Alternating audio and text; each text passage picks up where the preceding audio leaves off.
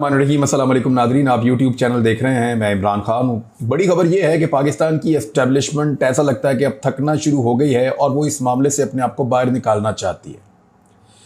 आप सब बेहतर अंदाज में जानते हैं कि एस्टेब्लिशमेंट के साथ गुज़िश्ता एक साल में क्या हुआ है। एस्टेब्लिशमेंट ने लोगों को मारा, उनके ऊपर मुकदमा दर्ज करवाए, उनके ऊपर गद्दारियों के बगावतों के मुकदमा दर्ज करवाए, उन्हें बरहना किया गया, उन पर बदतरीन तशद्दुद किया गया, बारहा सड़कों के ऊपर तशद्दुद किया गया और तमाम खेल खेले गए। यानी इमरान खान साहब के ऊपर तो 100 से ज़ायद मुकदमा दर्ज किए गए। ये सारी सूरत हाल पाकिस्तान में रजीम चेंज ऑपरेशन के बाद पाकिस्तान की एस्टेब्लिशमेंट ने पैदा की है। अब एस्टेब्लिशमेंट को इस बात का अंदाज़ा हो गया है कि सारी लड़ाइयाँ लड़ने के काबिल नहीं होती और अपने लोगों से जीतना जो है वो मुमकिन नहीं होता, क्योंकि ये लोग मुख्तलिफ हैं। ये पाकिस्तान की मिडिल क्लास है, ये पाकिस्तान को चलाने वाले लोग हैं। ये सोच एस्टेब्लिशमेंट के अंदर अब आगे बढ़ रही है कि हम कब तक इस लड़ाई को लड़ेंगे और कब तक पीडीएम की जमातों का बोझ उठाएंगे। लेकिन साथ ही साथ दूसरी तरफ की सोच भी मौजूद है कि इमरान खान, जिसको रजीम चेंज ऑपरेशन के जरिए से निकाला गया है, अगर वो वापस आया तो वो एस्टेब्लिशमेंट के किए धरे का हिसाब मांगेगा। अगर वो वापस आया तो वो आकर पूछेगा कि तुमने ये क्या किया और ये क्यों किया। ये वाला खौफ भी है। और जिन लोगों ने इसमें एक्टिवली पार्टिसिपेट किया था रजीम चेंज ऑपरेशन में, वो लोग ज्यादा डरे हुए हैं, ज्यादा घबराए हुए हैं, ज्यादा परेशान हैं और वो अपने तौर पे अभी भी कार्रवाइयां जारी रखे हुए हैं। एक और चीज जिसके ऊपर बहुत ज्यादा बात हो रही थी वो ये थी कि पाकिस्तान तहरीक-ए-इंसाफ सोशल मीडिया को कंट्रोल करती है और उसके जरिए से इदारों, खासतौर पे जो एस्टेब्लिशमेंट के अंदर शामिल तगड़े इदारे हैं, उनके ऊपर तनकीद करती है पाकिस्तान तहरीक-ए-इंसाफ और उनके खिलाफ पूरा एक प्रोपेगेंडा या एक मुहिम बनाई जाती है मुबैना तौर पे। लेकिन गुज़िश्ता चंद दिनों में होने वाली गिरफ्तारियां और उन गिरफ्तारियों के नतीजे में जो तहकीकात की गई हैं, उनसे कुछ चीजें सामने आ गई हैं। जिन कारकुनों को गिरफ्तार किया उनके पॉलीग्राफिक टेस्ट तक करवाए गए। ये पॉलीग्राफिक टेस्ट क्या होता है? इससे मेडिकली ये साबित हो जाता है कि ये शख्स सच बोल रहा है या झूठ बोल रहा है। उसके जिस्म के साथ मुख्तलिफ किस्म के वायर्स लगाई जाती हैं, मशीनें उसके साथ इंस्टॉल की जाती हैं और उसको कुछ मेडिसिन वगैरह भी दी जाती है। अगर वो शख्स झूठ बोलता है तो वो मशीन बता देती है और अगर वो शख्स सच बोलता है तो भी मशीन बता देती है। तो इस तरह ये टेस्ट भी किए गए उन लोगों के जिनको गिरफ्तार किया गया, ताकि पता चले कि सोशल मीडिया के ऊपर पाकिस्तान के इदारों के खिलाफ जो मामला चल रहे हैं ये ऑर्गेनिक हैं या कोई जमात उनको बनाकर चला रही है। तो वहां बड़ी क्लैरिटी के साथ ये पता चला कि जो कुछ भी सोशल मीडिया के ऊपर हो रहा है वो अवाम का रद्द अमल है और वो रद्द अमल आपको सड़कों पर नजर भी आता है। गरीब आदमी के अंदर, मिडिल क्लास के अंदर, लोअर मिडिल क्लास के अंदर, इवन एलीट क्लास के अंदर, तमाम पाकिस्तानी इस वक्त मजबूर हैं और तमाम पाकिस्तानी इस वक्त परेशान है, रंजीदा है कि पाकिस्तान अच्छा खासा चलता हुआ मुल्क, यानी एक साल पहले के अगर आप अदादो शुमार उठाकर देखें तो 6% की शरह से पाकिस्तान तरक्की कर रहा था। पाकिस्तान रिकॉर्ड एक्सपोर्ट्स कर रहा था। पाकिस्तान की रेमिटेंसेस जो है वो रिकॉर्ड हो रही थी। पाकिस्तान में जो टैक्स की कलेक्शन हो रही थी वो रिकॉर्ड टूट रहे थे और पाकिस्तान अपने अहदाफ से आगे जा रहा था। पाकिस्तान में आईटी बहुत तेजी से आगे जा रही थी, दीगर चीजें पाकिस्तान में आगे बढ़ रही थी। तो जब सब कुछ चल रहा था और चीजें भी सस्ती थी, महंगाई भी कंट्रोल में थी, 12.7% की महंगाई थी, तो उस वक्त रजीम चेंज ऑपरेशन कर दिया गया और अब एक साल के बाद यही सारी चीजें 3-3 गुना महंगी हो चुकी हैं। ना सिर्फ 3-3 गुना महंगी हो चुकी हैं, बल्कि रजीम चेंज ऑपरेशन के नतीजे में पूरी की पूरी मईशत का भट्टा बैठ गया है।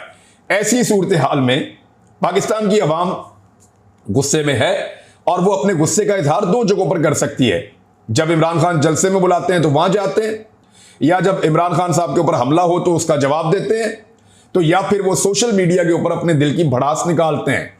वो जो लोग भड़ास निकालते हैं उसको कुछ लोगों ने इस तरीके से अपने सीनियर्स को बताया अपनी कार्रवाई डालने के लिए कि जनाब ये जो करवा रहा है इमरान खान करवा रहा है और पीटीआई करवा रही है। लेकिन जब इसकी इंडिपेंडेंटली इंक्वायरी की गई तो पता चला कि ये इमरान खान नहीं है। एक्चुअली सोशल मीडिया को पीटीआई कंट्रोल नहीं करती, बल्कि पीटीआई की सोच को कुछ हद तक सोशल मीडिया कंट्रोल करता है। ये बात अब समझ आना शुरू हो गई है और एस्टेब्लिशमेंट को यह भी समझ आ रही है कि इस लड़ाई को वो कितना लड़ेंगे और कब तक लड़ेंगे। ये लड़ाई उनके गले पड़ जाएगी। खुदा ना खास्ता अगर इमरान खान को नुकसान भी पहुंचा दिया गया तो अगले 40-50 साल तक ये जो आज लोग बच्चे हैं ना छोटे, ये इमरान खान के फॉलोअर्स हैं। इमरान खान की ज्यादा फॉलोइंग बच्चों में है, खवातीन में है, नौजवानों में है। ये अगले 30 साल से 50 साल तक जान नहीं छोड़ेंगे एस्टेब्लिशमेंट की। एस्टेब्लिशमेंट को इन चीजों की असेसमेंट होना शुरू हो गई है, लेकिन वो अब मामलात से अपने आप को बाहर निकालने की कोशिश कर रहे हैं। क्या वो निकाल पाएंगे? और उनके अंदर ऐसे अनासिर मौजूद हैं जो अभी भी इमरान खान को दीवार के साथ लगाने और इमरान खान को तबाह करने पर तुले हैं। देखते हैं कि कौन सी सोच जीतती है और कौन सी सोच आगे बढ़ती है। वुकला मैदान में आ गए हैं नाज़रीन। ये एक बहुत बड़ी खबर है। जब वुकला तहरीक चली थी तो ऐसे ही शुरू हुई थी सुप्रीम कोर्ट ऑफ पाकिस्तान के लिए। इस वक्त मुस्लिम लीग नून ने 1997 के बाद दोबारा पहली मर्तबा सुप्रीम कोर्ट ऑफ पाकिस्तान को बहुत बड़े पैमाने पर तकसीम कर दिया है। अब वाज़ेह दिखाई दे रहा है कि PMLN की आशीर्वाद से या PMLN की ख्वाहिशात की तकमील में कौन कहां खड़ा है, यह नजर आ रहा है। और मनपसंद बेंचेस बनाने के लिए इस वक्त दबाव डाला जा रहा है सुप्रीम कोर्ट ऑफ पाकिस्तान पर। अदालतों के अंदर बैठे हुए लोगों के नंबर्स कैलकुलेट करके यह अंदाजा किया जा रहा है कि कौन किधर है और कौन किधर है। यह क्या हो रहा है सुप्रीम कोर्ट ऑफ पाकिस्तान के साथ, और यह PMLN कर रही है, बाद में भी करते रहे। लेकिन वुकला इसका रास्ता रोकेंगे। वुकला इसका रास्ता कैसे रोकेंगे? वुकला ने शारे दस्तूर पर आने का फैसला कर लिया है। वुकला में बहुत ज्यादा तशवीश है जो कुछ हुक्मरान इत्तेहाद इस वक्त सुप्रीम कोर्ट ऑफ पाकिस्तान के साथ कर रहा है। वुकला तंजीमों के जो अहम तरीन रहनुमा हैं उन्होंने मुशावरत शुरू कर दी है। तहरीक इंसाफ से वाबस्ता वुकला का भी मुख्तलिफ ऑप्शन के ऊपर गौर हो रहा है। चीफ जस्टिस ऑफ पाकिस्तान के हक में मैदान में आने का फैसला किया है। सोमवार वाले दिन यानी कल वाले दिन वुकला तंजीमों की जानिब से शारे दस्तूर पर इकट्ठे होने का कभी इम्कान है। वुकला तंजीमों की जानिब से सुप्रीम कोर्ट के हक में सड़कों पर निकलने की कॉल भी दी जाएगी और सोमवार को समात के मौका पर वुकला सुप्रीम कोर्ट के हक में बाहर जमा होने के लिए जो है वो सोच विचार कर रहे हैं और बहुत मुमकिन है कि शारे दस्तूर पे वुकला इकट्ठे हो जाएं। वुकला आइन के तहफ़्फ़ुज़ के लिए सुप्रीम कोर्ट के साथ खड़े होने के लिए पुरज़म है और ये सारी खबरें जो हैं वो सिद्दीक जान ने भी बताई हैं, दीगर कुछ और लोगों ने भी बताई हैं, क्योंकि सिद्दीक जान अदालत को वुकला को कवर करते हैं। और जो लाहौर से मेरे पास इत्तलात है वो ये हैं कि वहाँ पे होने वाली वुकला का जो कन्वेंशन है उससे बहुत बुनियादें हिल गई हैं PDM की और उनके सहूलतकारों की। और उसके बाद जो इमरान खान साहब की पे दर पे मुलाकातें हो रही हैं वुकला तंजीमों से, जो उनकी मुलाकातें हो रही हैं मुख्तलिफ लोगों से। अभी आज की मैं आपको खबर दे देता हूँ कि मजीद जो वुकला रहनुमा हैं उन्होंने ज्वाइन कर लिया पाकिस्तान तहरीक इंसाफ को। पाकिस्तान बार कौंसिल के रुकन हैं चौधरी हफीज, उन्होंने अपने साथियों समेत पाकिस्तान तहरीक इंसाफ में शमूलियत का ऐलान कर दिया है। इसी तरह कुछ दिन पहले जजेस की एक बहुत बड़ी तादाद इमरान खान साहब को मिली थी जो रिटायर्ड जजेस हैं, और उन्होंने इमरान खान साहब के मौक़िफ़ की तायीद की थी और ये कहा था कि आईन पाकिस्तान के मुताबिक इंतखाबात करवाने हैं तो 90 रोज़ के अंदर इंतखाबात हो सकते हैं। कोई भी अदालत आईन पाकिस्तान से बाहर जाकर फैसला नहीं कर सकती। उसके बाद इमरान खान साहब ने कहा था कि मुझे कोई एतराज़ नहीं है जो उनसा मर्जी बेंच बनाएं, लेकिन हमें यह बताएं कि हमने 2 असम्बलियाँ तहलील की हैं इस उम्मीद पर कि 90 दिन में आईन पाकिस्तान के मुताबिक इंतखाबात होंगे। आप 90 दिन में इंतखाबात करवा रहे हैं या नहीं करवा रहे हैं, क्योंकि इसके बदले में अगर इंतखाबात नहीं होते तो इमरान खान साहब ने सड़कों पर आने का फैसला किया हुआ है। और सड़कों पर आने के लिए ये वो पार्टी तो है नहीं जिसके बारे में सबको लगता था कि ये बर्गर पार्टी है। ये पार्टी जब सड़कों पे आएगी तो चीज़ें आपके सामने आ जाएंगी, आपको आइडिया हो जाएगा कि इस मर्तबा सूरत क्या बनती है। जब आइन टूट गया तो फिर मुल्क में बाकी क्या बचा।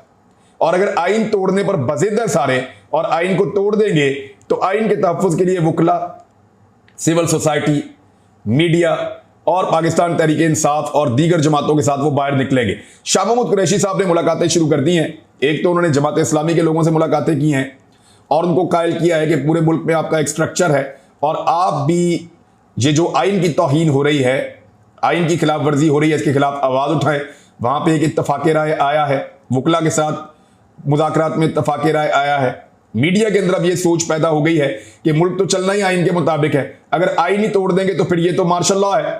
जैसी ख्वाहिश का इजहार कल फजल रहमान साहब ने भी किया था बहरहाल उसके ऊपर भी बातचीत हो रही है। अब दीगर जमातों से मुज़ाकरात के लिए शाह महमूद कुरैशी पहुंचे हैं सिंध में।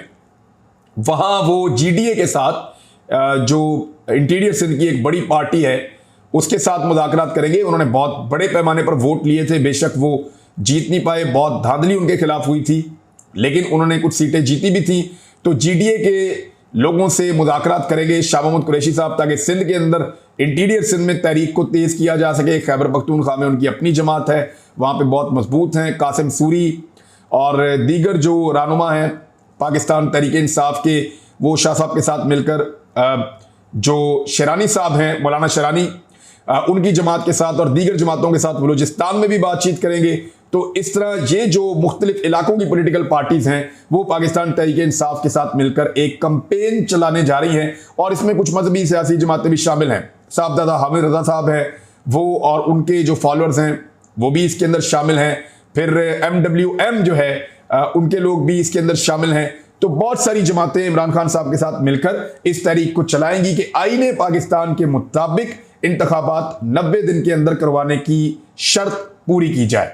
शहबाज शरीफ साहब ने एक अजीबोगरीब मंतक दोबारा सुना दी है, मैं आपके सामने रख देता हूं। उन्होंने कहा कि इंतखाबात होने चाहिए लेकिन मौजूदा सूरत हाल में मुमकिन नहीं है, ये शहबाज शरीफ साहब का कहना है। और सुप्रीम कोर्ट ऑफ पाकिस्तान के खिलाफ आपको पता है कि ये लोग पहले ही तय कर चुके हैं कि इन्होंने एक अटैक करना है, सुप्रीम कोर्ट ऑफ पाकिस्तान के खिलाफ एक बहास खड़ा करना है। जजेस को इस वक्त एक सपोर्ट की भी ज़रूरत है। देखिए, इफ्तिखार चौधरी साहब के साथ जो कुछ हुआ था वो गलत हुआ था, बेशक बाद में उन्होंने खुद बहुत कुछ गलत किया होगा और किया भी है, उसकी मिसालें भी मौजूद हैं, लेकिन इफ्तिखार चौधरी साहब के साथ जो कुछ हुआ वो गलत हुआ था। लेकिन उनकी ताकत के लिए वकला, सिविल सोसाइटी और सियासी जमातें और मीडिया खड़ा हो गया था। आज उसी चीज़ की ज़रूरत है कि चीफ जस्टिस ऑफ पाकिस्तान को और दीगर जजेस को दीवार के साथ लगाया जा रहा है। राणा सनाउल्लाह साहब को रेफरेंस दायर करने का शौक चढ़ा है चीफ जस्टिस ऑफ पाकिस्तान और दीगर 2 जजेस के खिलाफ, तो बिल्कुल रेफरेंस दायर करें। यही शौक था जनाब मोहतरम परवेज मुशर्रफ साहब का, और उनका शौक अच्छी तरह पाकिस्तान की अदलिया ने और पाकिस्तान की वकला बरादरी ने पूरा करवा दिया था। राणा सनाउल्लाह साहब को अगर शौक है तो वो भी करके देख लें। इससे पहले इस किस्म के रेफरेंसेस का क्या हाल हुआ वो सब जानते हैं, और ये रेफरेंस का कोई ताल्लुक चीफ जस्टिस के कंडक्ट के साथ नहीं है, ये ताल्लुक उस फैसले के साथ है जो आइन और कानून के मुताबिक आ रहा है। अगर यही बेंच ये फैसला कर दे कि इंतखाबात की तारीख हम नहीं देते, और यही बेंच ये फैसला कर दे कि ठीक है आप जब मर्जी इंतखाबात करवा लें, तो फिर ये सारे इस बेंच की आरती उतारेंगे। ये सारी सियासी जमातें जो हैं वो जमीन आसमान के कलाबे तारीफ के अंदर मिला देंगी। लेकिन अगर यही बेंच ये कहे कि आईने पाकिस्तान के मुताबिक आपको इंतखाबात करवाने पड़ेंगे, तो इन सारी जमातों को मौत पड़ जाएगी, क्योंकि तमाम सर्वे जो इन जमातों ने खुद करवाए हैं, थोड़े दिन पहले शहबाज शरीफ साहब ने सर्वे करवाया था पूरे पंजाब का, तो जो इतलात उनके पास आई हैं वो सर पकड़ के बैठ गए हैं कि इन हालात में तो इंतखाबात के अंदर जाना दूर की बात है, जाने का सोचना भी गुनाह कबीरा है, तो वो इंतखाबात में नहीं जा पाएंगे। अब वकला तंजीमों को काबू करने के लिए मरियम नवाज ने और कुछ दीगर लोगों ने कोशिश शुरू की है कि वकला का वफद जो है उनके साथ मुलाकातें की जाए, उनके कन्वेंशंस किए जाएं, और कोशिश की जाए कि ये दिखाया जाए कि वकला हमारे साथ भी खड़े हैं। लेकिन 80% से ज़ायद वकला इस वक्त इस कॉज के साथ खड़े हैं कि पाकिस्तान के अंदर रजीम चेंज ऑपरेशन और उसके बाद एस्टेब्लिशमेंट की मनमानी और आइन की खिलाफ वर्जी वो नहीं होने दी जाएगी। इमरान खान साहब ने एक और बड़ा अहम ऐलान किया है। देखें, अब यहां से आप अंदाजा कर लें कि इमरान खान साहब के आसाब कितने मजबूत हैं। उन्होंने साफ कहा कि हुकूमत के साथ मुज़ाकरात होंगे तो मेरी पार्टी के लोग जाकर बैठेंगे, मैं बैठने के लिए उनके साथ तैयार नहीं हूं। उन्होंने कहा मैं नहीं बैठूंगा, और इमरान खान ने कहा कि वो हुकूमत के साथ मुज़ाकरात में नहीं बैठेंगे, अगर बातचीत हुई तो पार्टी के दीगर अराकीन करेंगे। एक तरफ नवाज शरीफ साहब, याद है ना, एतजाद अहसन साहब ने बुरी हालत कर दी थी असेंबली के अंदर बेइज्जती कर करके, और नवाज शरीफ साहब चुप करके मुस्कुरा के सुन रहे थे क्योंकि इक्तदार बचाना था। लेकिन इमरान खान साहब ने इस बुरे वक्त में, जब उनके ऊपर 100 से ज़ायद मुकदमात हैं, वो अभी भी कह रहे हैं ठीक है मैं उनके साथ मुज़ाकरात में नहीं बैठूंगा। वो अपनी तबीयत के खिलाफ जाने को तैयार नहीं है, और उन्होंने कहा उनकी पार्टी जाएगी और जाकर मुज़ाकरात कर लेगी। और मुज़ाकरात किस चीज़ के ऊपर होने? इंतखाबात के ऊपर होने। तो ठीक है, इंतखाबात करवाएं। गैर मुल्की टीवी चैनल को इंटरव्यू दिया इमरान खान ने, और उन्होंने कहा जिनको चोर और करप्ट कहता हूं उनके साथ नहीं बैठूंगा। अगर बातचीत हुई तो पार्टी के दीगर अरकान करेंगे। इस वक्त मुल्क का सबसे बड़ा मसला 90 रोज में इंतखाबात हैं। अभी इंतखाबात नहीं हुए तो अक्टूबर में इंतखाबात के इम्कानात बहुत कम हैं, ये इमरान खान साहब का कहना है। एक खबर जो है वो अच्छी भी है, और वो खबर ये है कि जो हुकूमत वक्त है, मैंने क्योंकि ये मुतालबा भी किया था कि इसराइल के साथ ताल्लुकात का जो मामला है एक हसास मामला है, पाकिस्तान की एक बड़े अरसे से एक स्टेटेड पॉलिसी है इस बारे में, तो उसमें कोई तब्दीली आई है तो हुकूमत पाकिस्तान बताए, क्योंकि एक कंटेनर जो है वो सामान का गया है इसराइल में और उसके ऊपर कुछ रिपोर्टें भी शाया हुई, वॉइस ऑफ अमेरिका ने भी लिखा और कुछ जो तंजीमें हैं उन्होंने प्रेस रिलीज भी जारी की। तो इसमें दफ्तर खारजा ने दो टोक अल्फाज में कहा कि पाकिस्तान के इसराइल के साथ सफारती या तजारती ताल्लुकात नहीं हैं, पाकिस्तान की पॉलिसी में कोई तब्दीली नहीं आई है।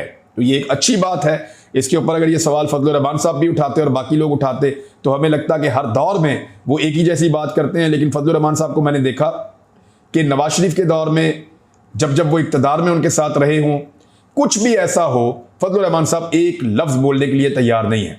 शहबाज शरीफ साहब गए, जाकर उन्होंने मैक्रोन को गले से लगा लिया, फजलुर रहमान साहब ने एक लफ्ज़ नहीं बोला। अब तक के लिए इतना ही। अपना ख्याल रखिएगा अपने इस चैनल को। अल्लाह हाफ़िज़।